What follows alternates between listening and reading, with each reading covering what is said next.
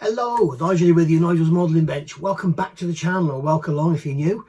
If you are new, please hit that subscribe down there, and all helps, all promotes the channel. So yeah, here we are, end of yet another year. Where did that go? Where did 25 go? It's like gone. It seems like 5 minutes ago Dottie came, and now it's the end of the second year, end of another year. So anyway, Froggy Throat is back. I think it's because I sit here not speaking to anyone all day, and then when I start talking to you guys, it starts to get things moving. But whatever. Massive thank you to you all. It's been a wonderful year. Lots and lots of support, both you know, with your comments, financially. You've been absolutely great. I've had lots of support from different suppliers, which has been absolutely wonderful. Thank you very much.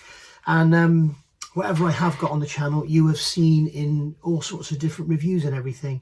So yeah, basically we've had Galeri, Tiger Hobbies, Brooks Models, Airscale, and if I've forgotten, Airfix have sent through a couple of kits. And yeah, absolutely brilliant from manufacturers and everything. So thank you very, very much for that. At the end of this video, there'll be a list of names, and these are all the people that contribute to the channel through Patreon and PayPal, which is very helpful. And that's just a massive thank you to all of you as well. And at the end of that list, there's a list of all the manufacturers, suppliers, whatever, that have helped the channel along with products and stuff. And sometimes they also give discount codes, which so you guys can save money as well, such as Tiger Hobbies, Brooks Models, Galeri. They give discounts to me that I can pass on to you. So you can basically get 10% off, and that's 10% off prices that are already reduced. So it's absolutely wonderful. Sometimes you get the specials, and then you get the special discount. It just comes down and down and down. So brilliant. So yeah, massive thank you to everybody. That's been absolutely wonderful. So what's happened this year, 2025? We had a lovely summer, didn't we, in the UK? We had a lovely, seemed like a very sort of long summer. We had a very wet winter, I believe, from memory, and I think this year we're in for a very cold spell. But yeah, if you remember this year on the 1st of June, the Fiat arrived, the Fiat 131, which is now on the road and running and registered and everything, and it's great fun. But then as soon as the weather warms up again, it's going to be stripped down to nothing and then cut to pieces. So if you haven't already, go and have a look at my Fiat 131 channel, Nigel's Fiat 131 it's called. I'll put a link in the description below. And then, yeah, I'll need all the subs I can get on there so I can start to take the adverts out. So yeah, what have we done? As far as the modelling channel goes, I have done a total of 391 videos. That's more than one a day. What's going on? Yeah, there's 253 build videos, 116 reviews, which is kits, tools, aftermarket, whatever, and then 22 other. And other is like this. This would fall into other. So it's actually 23, isn't it now? So it's 392 videos this year, which is absolutely mental. So we kicked the year off with a start on the Stratos, which is still there. Yeah, and the Sprue Goose dried by now, and I need to get back onto that because it's a model that I want to see finished and on the shelf because it's a beautiful, beautiful car, especially in 12 scale. Shame about the kit, but never mind.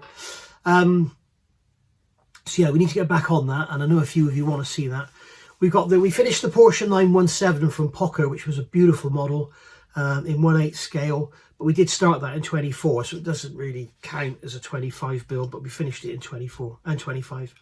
And then we've got the Hachette Lancaster and the D'Agostini Mustang, and they're still ongoing. Believe it or not, we started those in 2023. It's ridiculous, isn't it? It just goes on and on and on. And yeah, the Mustang, absolutely loving it. It's coming together. It's beautiful. It's huge. It's heavy. It's really, really nice. The Lancaster, it started off great, but it just seems to have, I don't know, petered out a bit. We're now on our third iteration of the undercarriage door hinges, and they still don't work. So anyway, then we picked up the M109 from RFM, which John kindly sent me, John Onick, all the way from America. So thank you very much for that, John. And got that one done. I just need to paint the tracks on that one. I think I put it back in the box, didn't I? I was speaking to Luke about painting tracks, and I never got around to it. By the way, Happy New Year, Luke, if you're watching. Then we did the Russian Navy tractor from RFM, which was a beautiful, beautiful model. If you remember, I had that in 2024, reviewed it, and Moss was like, I want one of those. So I said, well, I'm not going to build it anytime soon, you may as well have it. So I sent it to Moss, and he built it and gave it to his friend to display with his flankers. So as soon as it came available, I bought another one and built it on the channel, and loved it, absolutely loved it. Then we started on, believe it or not, back in April this year, we started that Ferrari 330 P4. If you'd have asked me, I'd have thought that was about September time. April we started that. But that's turning out, that's another part work from D'Agostini, and that is turning into an absolutely beautiful model. It really is nice. If D'Agostini did a Porsche 917 and it was to the same standard as the Ferrari, I think it would be a nicer model than the Poker and the IXO. The IXO Porsche 917 is very nice, but you end up with a million screw heads exposed. So we'll see how the Ferrari turns out anyway. Then we got stuck into the Airscale Defiant, which is all 3D printed, and I have to be honest, I'm struggling with it. I do need to get it back on the bench because I want to get it finished, but yeah, I'm not used to working with resin. I don't think I've ever built a full resin kit, but it does seem to deform slightly and everything, which I think is why Peter, with the Typhoon that I reviewed recently, has gone for injection molded plastic for the main parts, and then all the detail is 3D printed, because one of the problems with large 3D printed parts is warpage. It's one of the biggest issues apparently, or flat thin panels and stuff.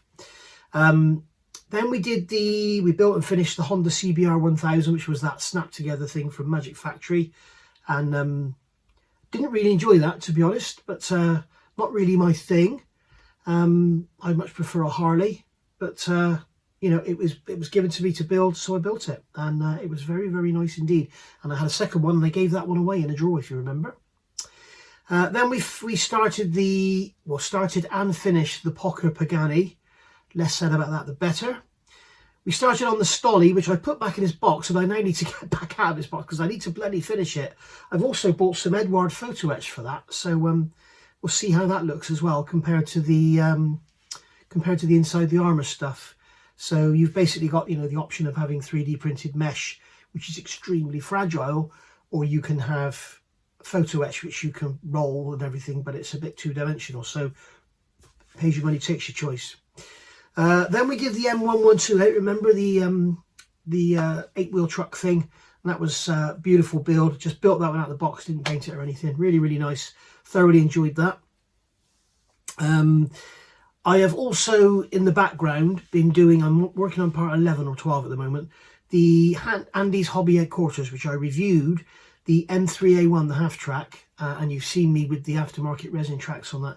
So we're working on that one in the background, but as soon as the Airfix 109 arrive, which is there, just needs a flat coat now and it's done, and a bit more weathering. So that one sort of halted the M3, so we'll get back on the M3 now as soon as that's done. And then obviously we picked up that one. So yeah, that's taken about a month, start to finish. So really good. I'm determined to finish it today because I want it finished in 25. So there we go. So that's what we did. We did lots and lots of kit reviews, if you remember, and I'll be doing a sort of best of and worst of in a minute. So what's coming next year? Well, obviously we've got the second 109 in the US Army Air Force markings. I've also noticed from photos that also had the guns removed, so that's going to be a bit tricky. I've got another 148 scale, again it's an Airfix kit, RAF build with extras. The extras are in the post right now, so keep your eyes peeled for that one. As soon as you see a review of some lovely new resin arriving, then you'll know what's coming next. We've also got the 1/32 scale Typhoon from Airscale, which you've already seen me review. That has now gone back to Peter and it's now been sent to its next customer. It's being sent to someone who's actually going to build it. So, and a fantastic builder they are too. So that's gone off to the other side of the world. And then we're also going to be doing a Fiat 131 of some sort. I don't know. I've got 12th scale, 20th scale, 24th scale. I don't know whether to do a in-depth build or a beginner build. So I could do a beginner build out of the box, basics on the Tamiya kit, say, or do an in-depth build with loads and loads of extras. I am putting together a video. I've actually started it and done some work towards it. I'm putting together a sort of Fiat 131 extravaganza, well, Fiat 131 kit extravaganza video, and this is with all the extras and talking about the accuracies or the inaccuracies and what you can and can't build out the box. So that'll be a great video for rally car fans or people interested in the 131s.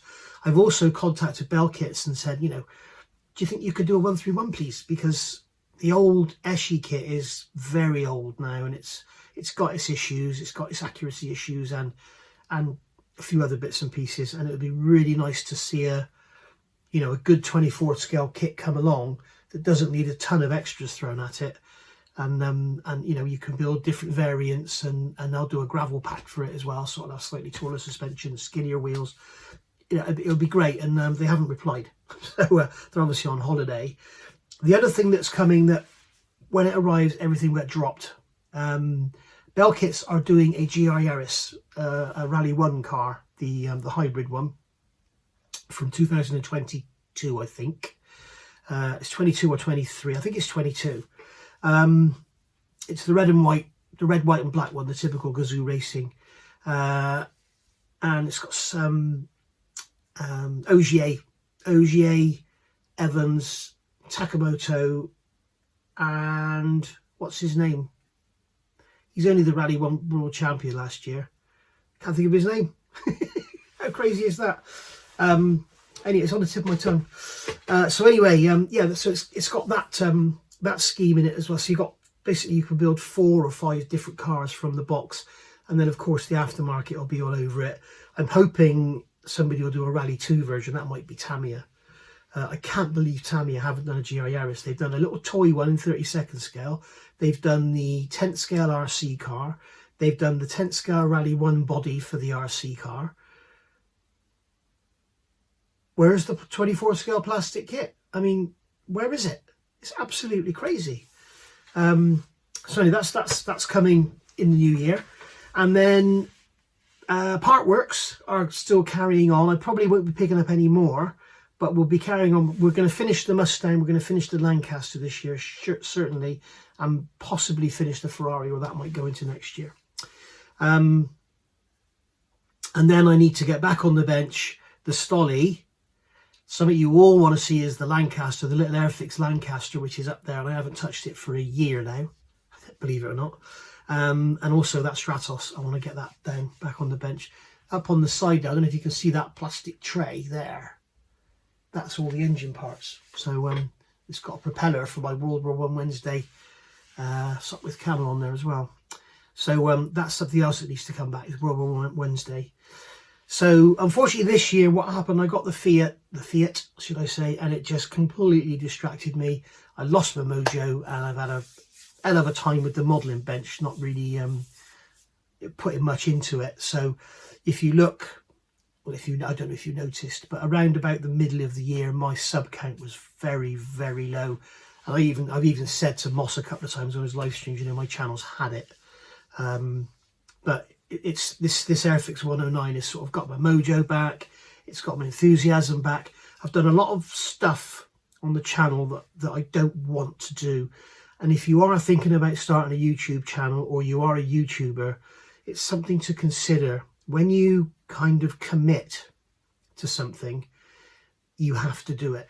Sorry about that, guys. Dottie had a barking fit. She's back here now, quiet. So, yeah, what was I saying? Yeah, it's something worth remembering if you are thinking about starting a YouTube channel, or you are a YouTuber. When you sort of get yourself engaged in something, and somebody, like with these Partworks, somebody sort of, you know, they're sending you a lot of money's worth of stuff to build on your channel, then you really need to do it.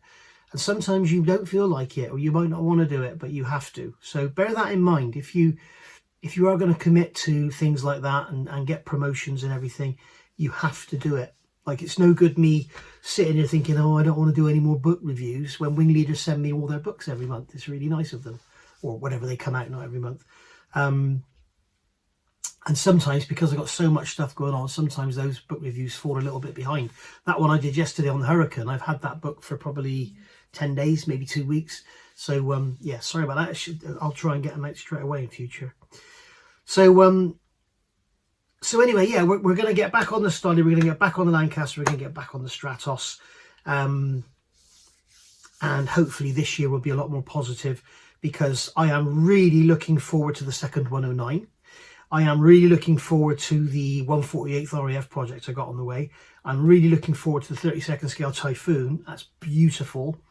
Obviously, I'm really looking forward to the GR Yaris, and it's just good all round. And the only part work I'll be working on by the end of this year is the Ferrari from the Agostini, which I love. As soon as the parts come for that, it's like, yes. So there we go. I'm looking forward to getting that Lancaster finished. It's going to be huge on its base. I'm probably going to give it away, so if anybody wants it, let me know.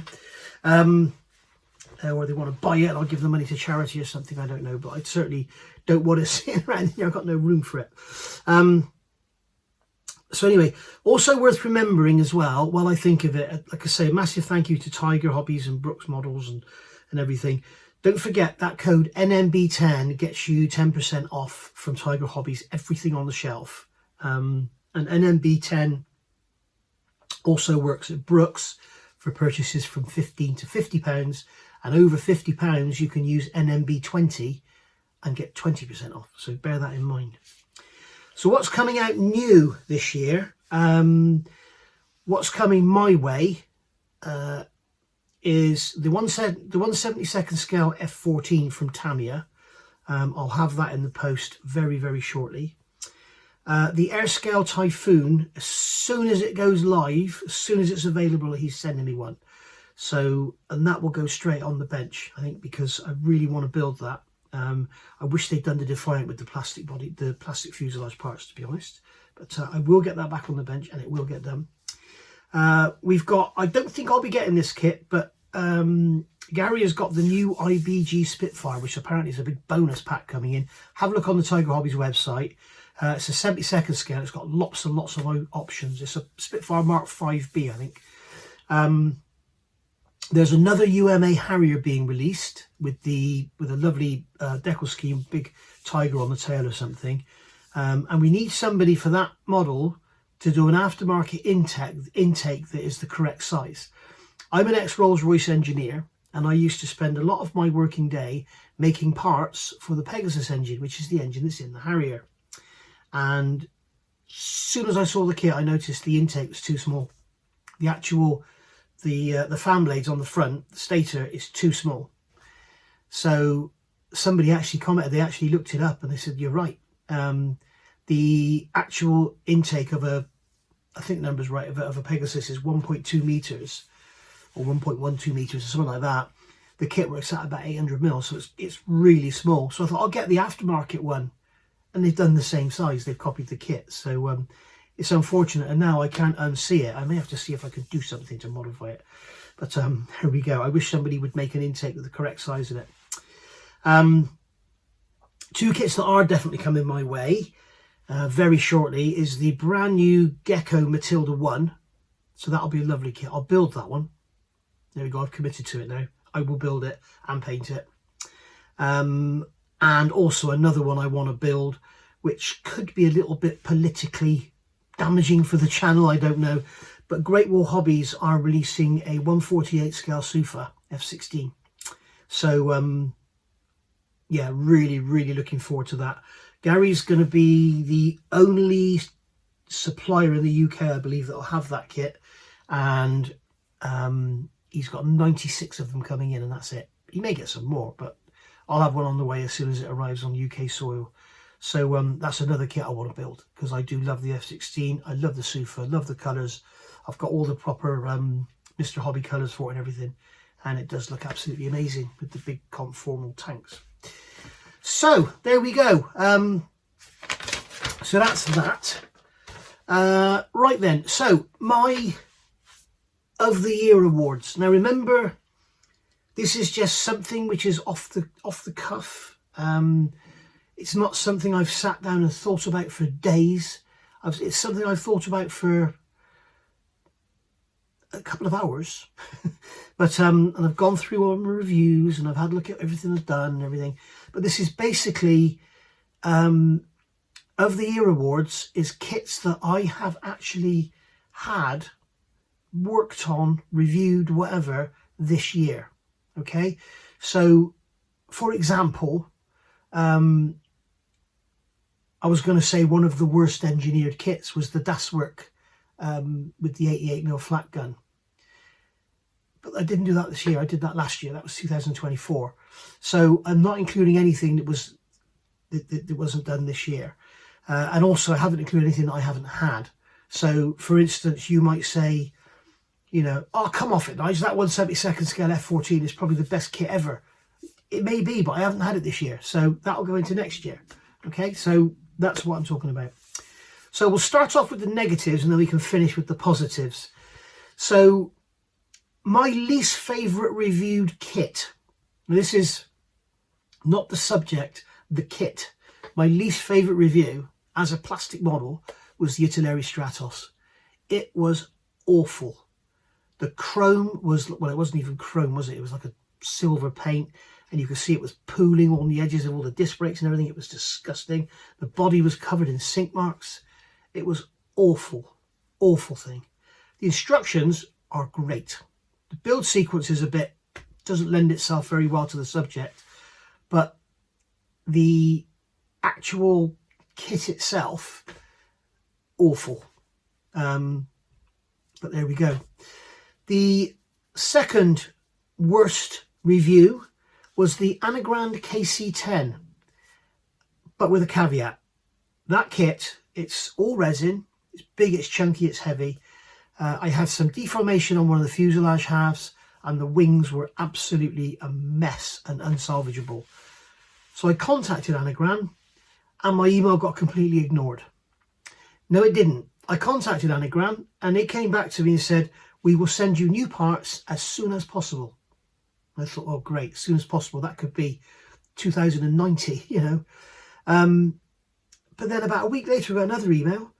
Very sorry, sir. We have looked at the moulds and they are unusable. We need to make new moulds. So they've remade new moulds, and not only have they remade new moulds, they've remastered it.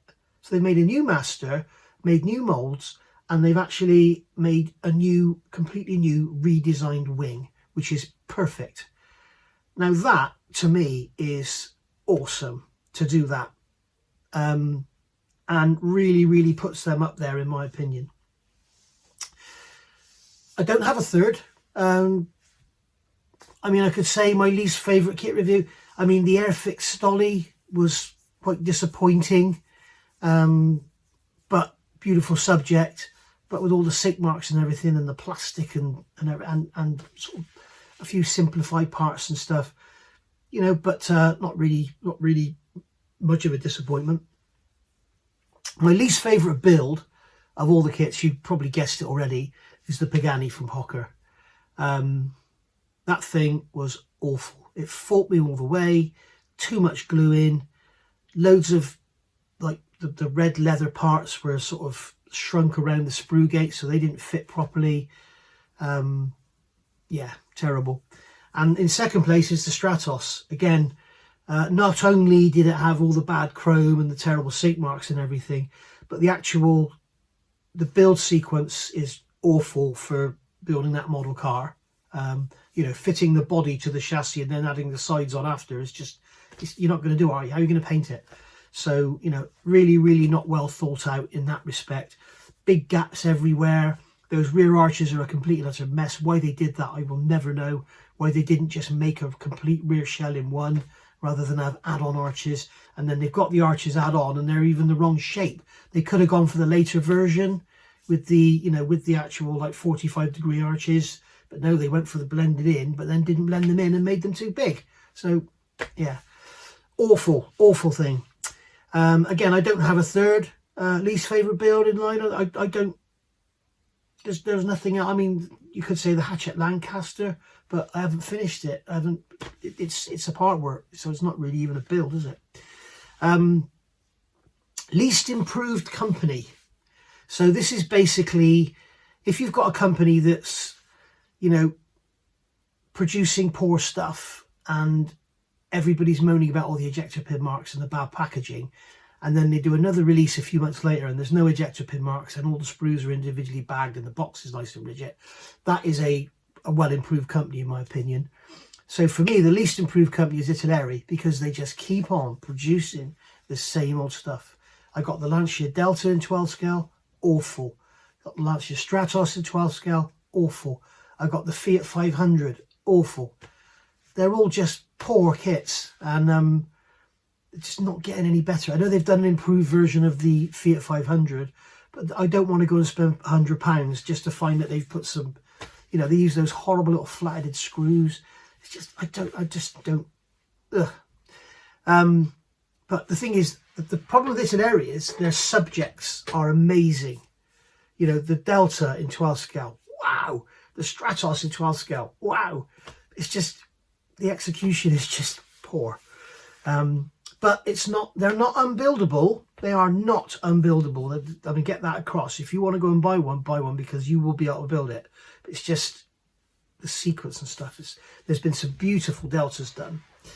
I've never seen a Stratos done other than the one that appeared in a YouTube video at one of the big European shows. And they had a Stratos built on their stand. And it was awful. Like it was built by a 5-year-old. But it was terrible. And then second on the list for least improved company is Takom. And the reason I say that is because, again, they just keep producing the same stuff. Poor sprue gate locations, heavy mould seams right on the edge of parts that need cleaning up, poor instructions, ridiculous build sequences. I mean, that Apache, I think that was 2024, wasn't it? But that's one of the worst instruction books I've ever had. Probably the Das Work was probably the worst, which is also Takom, was probably the worst build sequence I've ever known. That was awful. But yeah, so Takom just keep on bumping out the same stuff. Again, their subject matter is really interesting. Of course, Andy's Hobby Headquarters is also part of Takom. And I've recently got the half track, as you know, and I've recently got the Achilles. I've got the M4 Easy 8 here, which I need to review. I haven't done yet.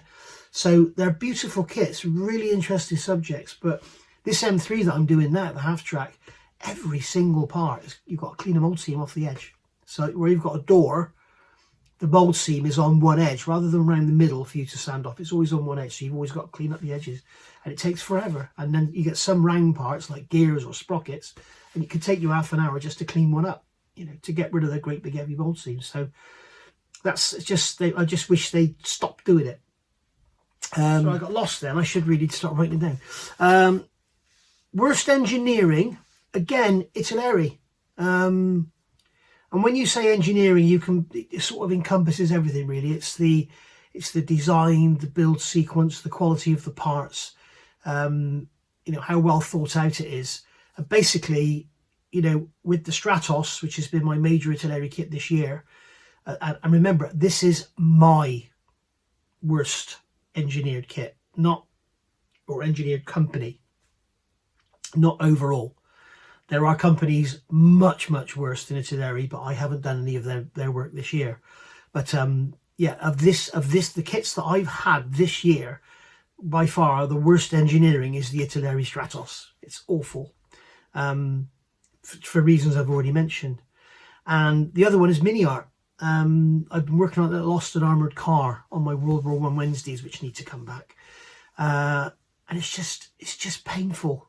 You know, it's like a million parts where one would have done, and you're cutting rivet heads off of sprues to glue onto the surface, and you got tiny little photo etch brackets to put in. You put them all in, and then you cover it all up.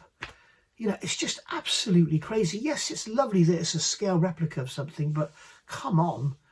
You know, it's like thousands and thousands of parts, or hundreds and hundreds of parts, when 100 parts would have done. You know, I mean, if they did that 109, the cockpit would probably be 300 parts, and it would be loads and loads of mould seams and loads of glue joints, and then you find a lot of it doesn't fit. You know, I used to love Mini Art, but I'm very fast going off them. Yeah.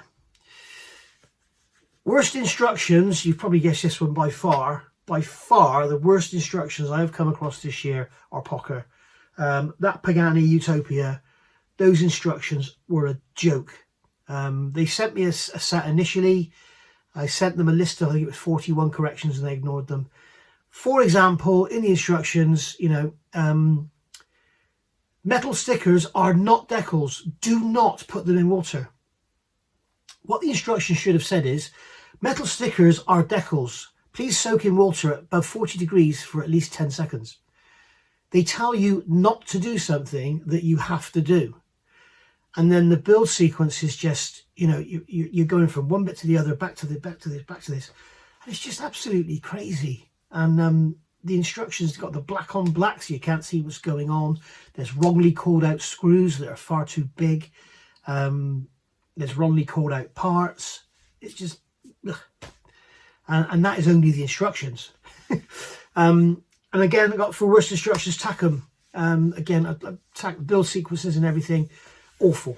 But, you know, and the same old opening books and everything. And not really clear in a lot of areas. And like with that Apache I did, which again was 24. But that's just an example of how bad it is. Worst plastic, I've only got one here because plastics have come on really well. But the worst plastic I've come across this year was without doubt the Airfix green on the stalwart. It's horrible stuff. Horrible. Worst packaging, with a caveat, Revell. Still doing end opening boxes, though they are being phased out. They've got their opening boxes now. And the Gloucester Meteor I've got there as a proper opening lid opening box. But they are still like wafer thin. That Meteor I'm talking about mainly, the instructions were chucked in the bottom of the box loose with the decals inside them. Then you had loose photo etch and loose window mask rolling around in the bottom. And quite a few of you contacted me and said your instructions were all ripped, the decals were damaged because the photo etch had got in between. Your photo etch was damaged because it had gone to the end of the box and got bent by the sprues. Your window masks were ruined because of everything getting rubbed. All they have to do is put that in a bag, like Tackham do, like Airfix used to on their 24 scale, but don't anymore. Put it in a bag, you know. Put the photo etch in, and put the photo etch and the window mask in a little envelope like Mini Art do. You know, it's an extra few pence. Put the extra few pence on the kit. And please, oh please, Revell, if you're listening to this, please, can you start using some decent cardboard in making your boxes? People like me that have a large collection in their stash, you know, I have to keep Revell at the top of the pile, because if you put 3 kits, if you put 3 trumpeter kits on top of that Revell Meteor, it will crush. It'll be crushed. It won't. And then you know, I feel so sorry for the traders, especially the ones that do shows, because they're moving this stuff around. Every time you pick the bloody box up, it deforms. So, you know, please, Revell, you've got rid of the end opening boxes. Brilliant. Now make something a bit thicker and start to package things properly, please.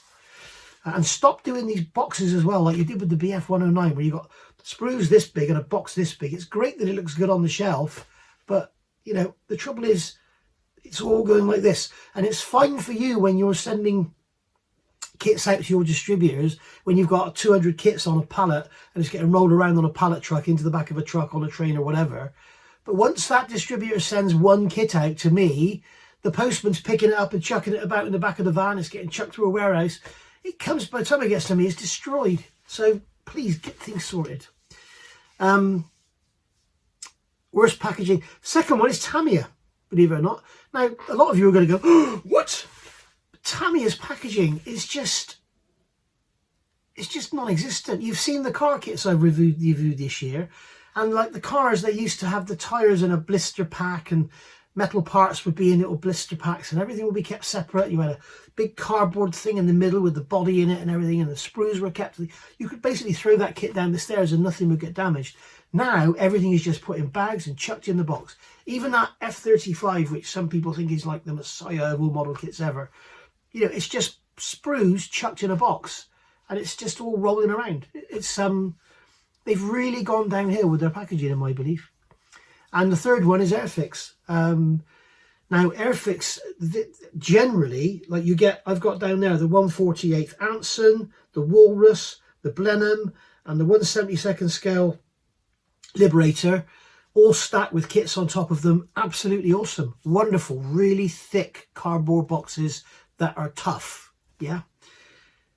The BF 109, it's better, but as you can see, it's still quite flimsy and nothing like as tough as the boxes like the Lysander comes in, whatever.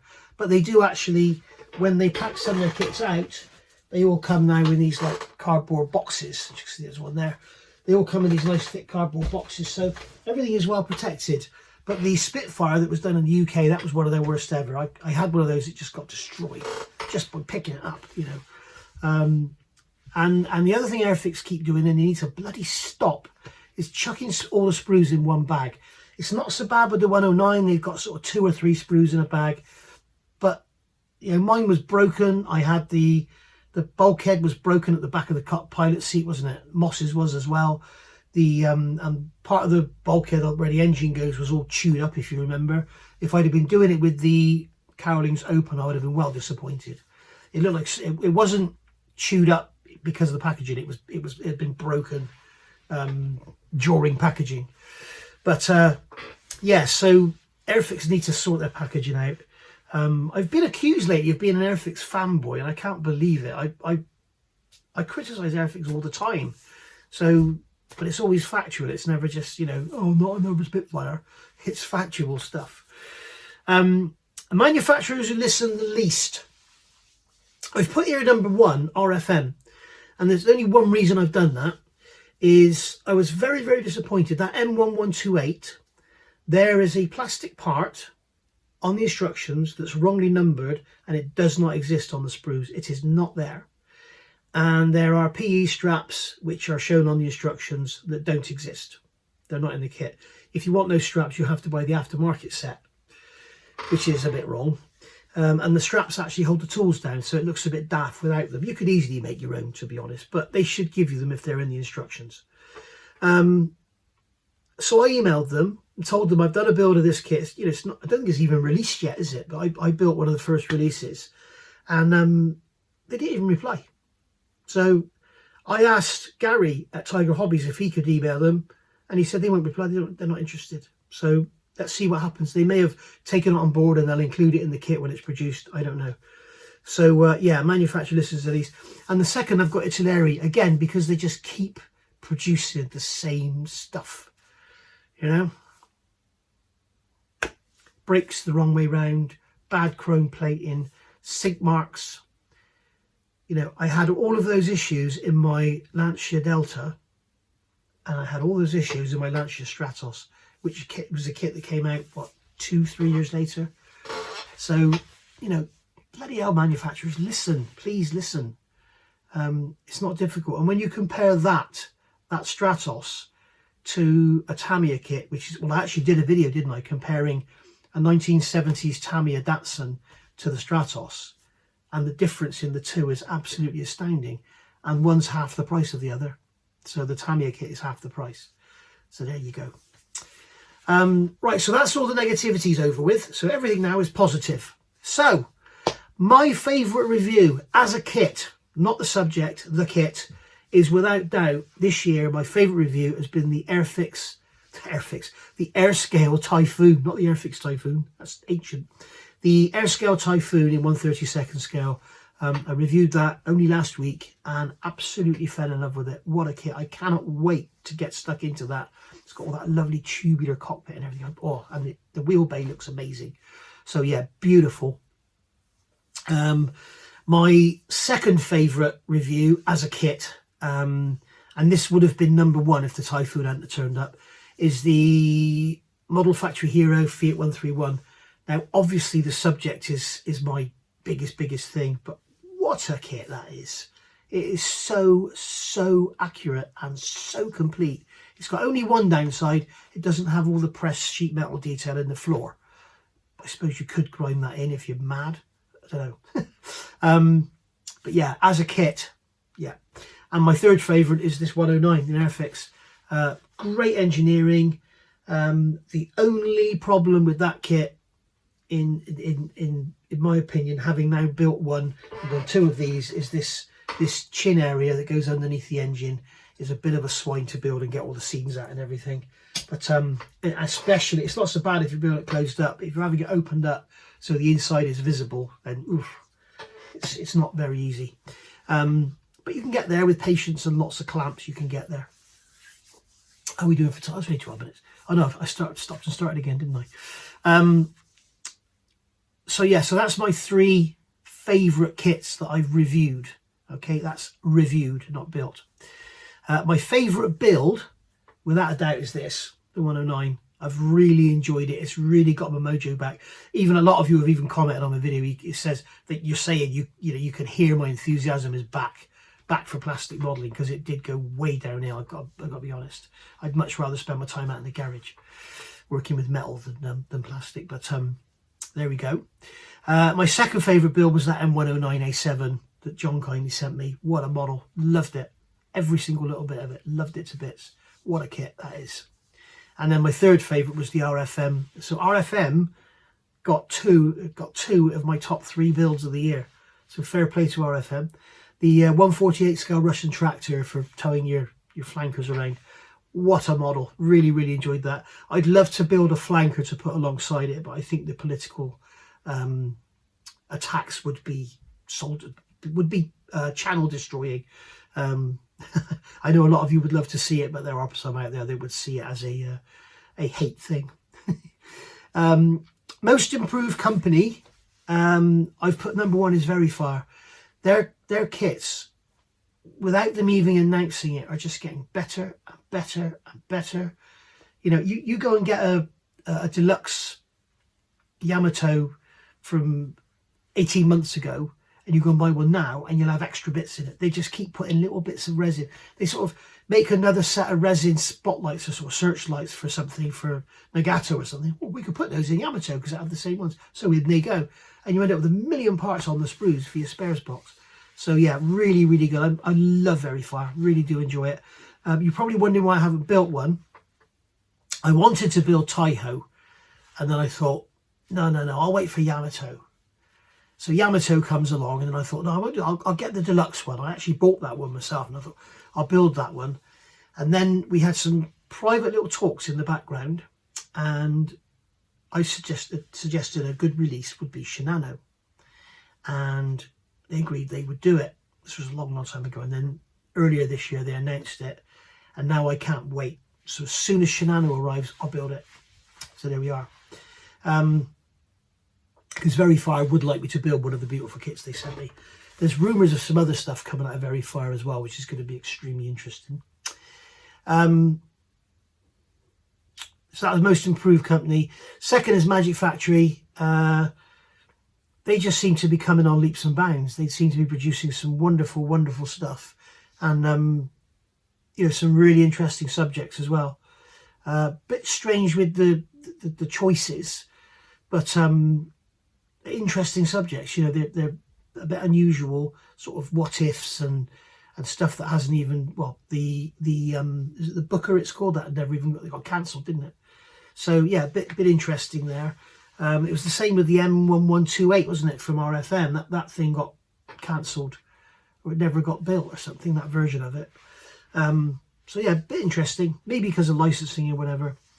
And then third, I've put Revell, and that is, you know, Revell have come on leaps and bounds in the last few years. I wish they would bring back their bombers. They did the beautiful 32nd scale bombers. They need to improve their packaging, as I said, but at least they've got rid of those end opening boxes on new releases.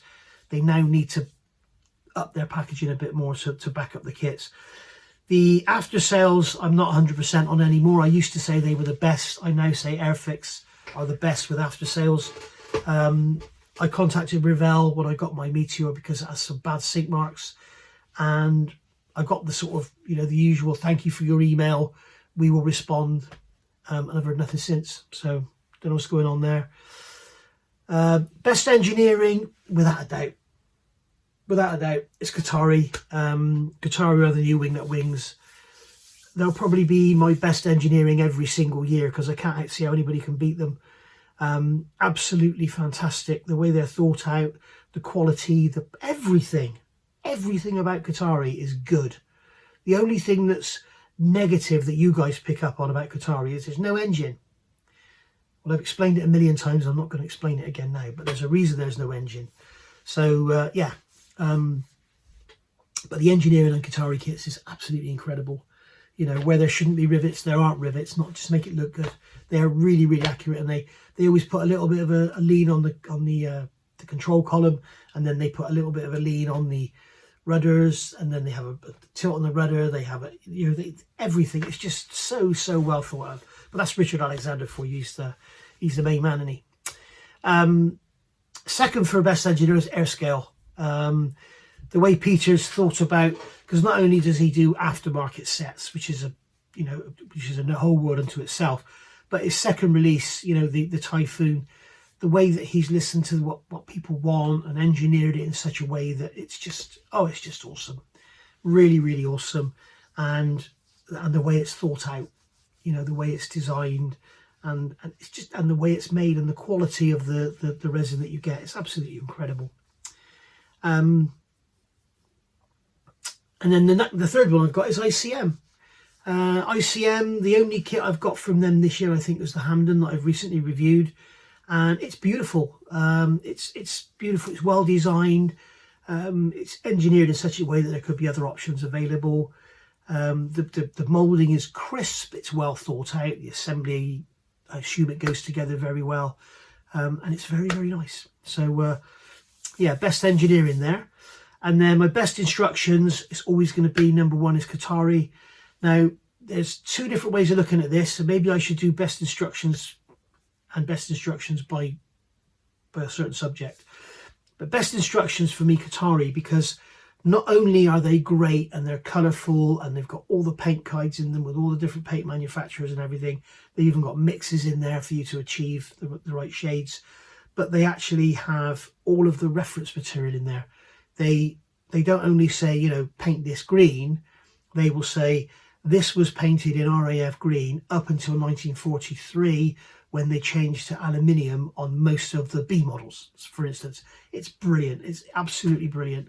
When you compare that to someone like Border or Tackham, and they give you option 1 and option 2. What are they? You've got option 1 for these rudder pedals and option 2 for these rudder pedals. So which one had which? You've got to go and find out. And often you can't. So you just, it's like they'll give you 2 different gun sights for a 109, and there's a 12 and a 16. But they don't call them a 12 and a 16. They call them option 1, option 2. And then you've got to go and find out which one was on your aircraft, sort of thing. This trumpeter do it as well. It's really annoying. So yeah, best instructions all day long is going to be Qatari. Now second I've got is Tamiya. And the reason I've got second is Tamiya, because their instructions are always correct, always accurate with part numbers and everything, very, very clear. They show, detailed views of, if you've got a seat going in, they don't just have an arrow with a seat going in, they'll have a seat going in, and then they'll have a cutaway sort of plan view or side-on view of how the seat should sit in its bracket or whatever. So absolutely awesome. Love Tamiya instructions. And third, for the build, now this is the thing, you see, the Qatari instructions are a novel. They're a manual. Yeah, Tamiya and Airfix are instructions, and Airfix is my third. Brilliant instructions. Very, very uncomplicated. You have the red colours to show the parts going in, with what your last part was and everything. Really, really good. A couple of bits on that 109 could have been a little bit better, but by no means as bad as some other manufacturers. I really don't like the Revell colour instructions. That I find those a bit, a bit unclear, especially that Gloucester Beecher. There's bits in there you're like, what are you talking about? It's symbols and stuff. What, But the Airfix I like. I like their instructions very much. Best plastic, without a doubt, is ICM for me. I love ICM's plastic. It is a pleasure to work with. It's like butter. It cuts like butter. It sands beautifully. It doesn't really warp. It's beautiful. It's a tiny bit on the soft side, but I'd rather that than have it too hard. But it cuts beautifully. It's lovely. Rifle model plastic, that tan plastic they use, I love it. It's absolutely awesome. Again, it really responds well to Tamiya Extra Thin. It's just wonderful stuff. And it's not overly hard. It's not overly soft. And I do like the tan colour because it makes things very easy to see. And the Airfix plastic, the Airfix grey, the new Airfix darker grey plastic is really nice. You do get those white marks when you cut it and stuff, which I don't, it's like little stress lines or something, but they stay there after it's sanded. But no, it's really, really nice to work with. A little bit harder than the ICM. Overall, it's because I've done a 1 to 3. ICM I prefer, but the Airfix grey is very, very nice indeed. Best packaging, without a doubt, is AirScale Pro. You saw the packaging of the Defiant this year, and you saw the packaging last week of that Typhoon. Absolutely incredible. It's like the box was designed for that model. And as I said in the review, you know, that box is of such high quality, and this is not an exaggeration, this is fact. That box is of such high quality that if I had a missus and I was buying her a lovely, you know, a lovely set of underwear or a lovely nightdress or something, I would quite happily fold it up and put it in that box to give to her, and she would feel she's got a really premium product. That box is beautiful. And then the sleeve that goes over, it's got the beautiful artwork, and the way all the parts fit inside, nothing gets damaged. Having said that, the plastic parts in mine had got scratched. So when I sent the kit back to Peter, I wrapped them in paper towel, and I spent a good half an hour working out how to lay the parts in there. And I told him, when you get it back, have a look at how it's all gone back together, and that's how you need to put it together, because it all goes in really easily. He tried putting it bubble wrap on everything apparently, and you couldn't physically fit it in there, so he just chucked it in the box, sent it to me just to get the review done. By the way, if you have seen the review and you haven't noticed the comments, that was a test shot. It was a test shot, so the molds were cold, and that's why we had some stress lines on there and stuff. It won't be there on the production kits. So yeah, second best packaging. I think I've done gas patch this year, haven't I? I have, but yeah, second best package is gas patch. Again, absolutely amazing. The foam and everything, it's all, you know, dedicated, really nice stuff. So really, really good. And third is Pocker. Pocker do the beautiful, when you get one of their kits, you get a box in the top and a box in the bottom. The box in the top has got all the sprues individually bagged and really nicely labelled and everything, which is good.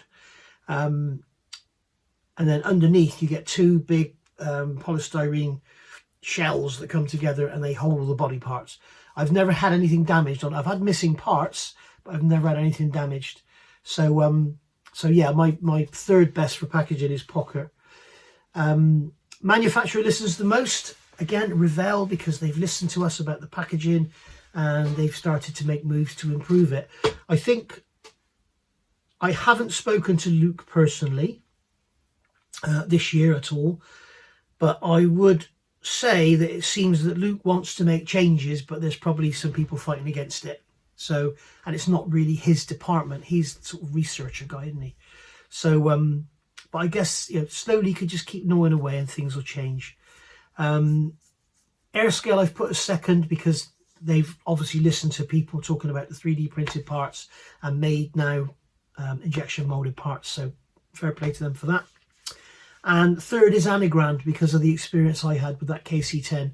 You know, when you contact a company and they respond the way they did and the outcome is as successful as it is, that's absolutely incredible. And you've seen the review of that kit. It's what they did, the improvement is absolutely remarkable. So my overall favourite 25 release is, well, you can guess, it's the Model Factory Hero 131, because it's a subject I love. It's a car I've loved all my life. I've had 4 or 5 of them now. And I've had 2 sports, and I wish I still had them. I really do. But unfortunately, they're probably in bean cans or crumbled away into the bottom of a canal somewhere.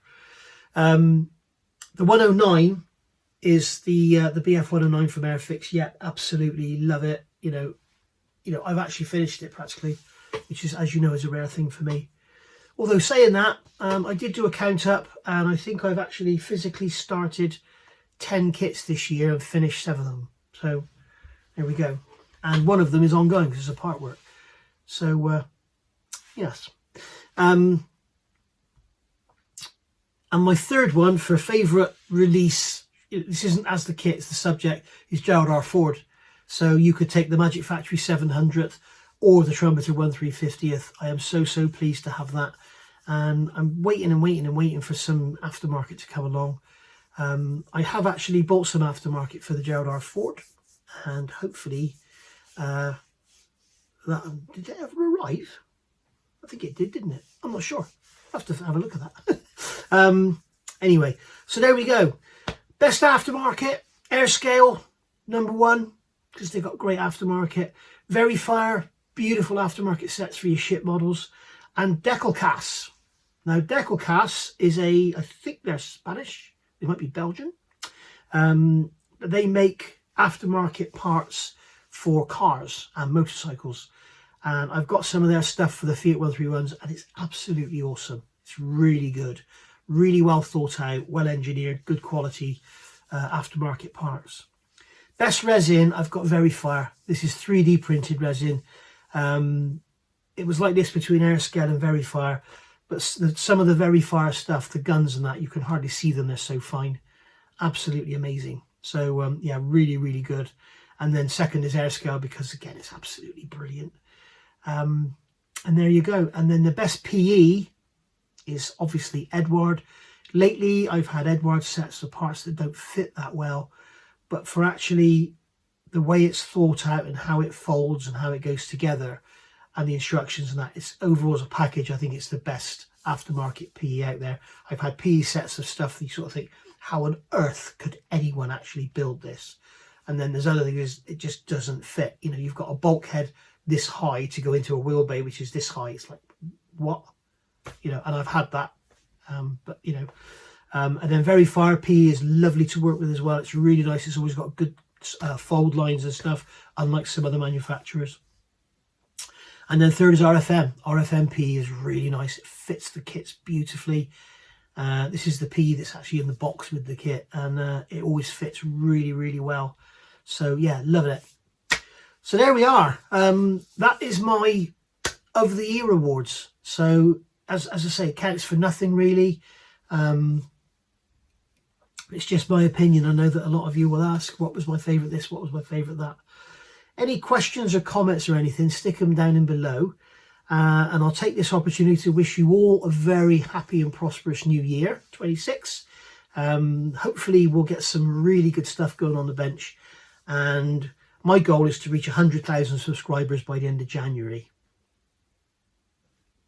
Could be a goal, can't it? I'll fail, but it could be a goal. So yeah, thank you for watching. Thank you for all your support throughout the year. There'll be a bit of lovely music playing now and a list of all your names, all saying thank you very much to all those who contribute to the channel. And there we go. I may try and make some changes to the channel this year, try and improve things perhaps. Maybe some of you have got some suggestions. Keep them kind, please. There's a little bit of what word do I want to use? There's a little bit of poison floating around in the community at the moment, shall we say, and it's not very nice. Anyway, I will see you all soon. Thank you for watching. Thank you for your support, and Happy New Year to you once again. Bye for now.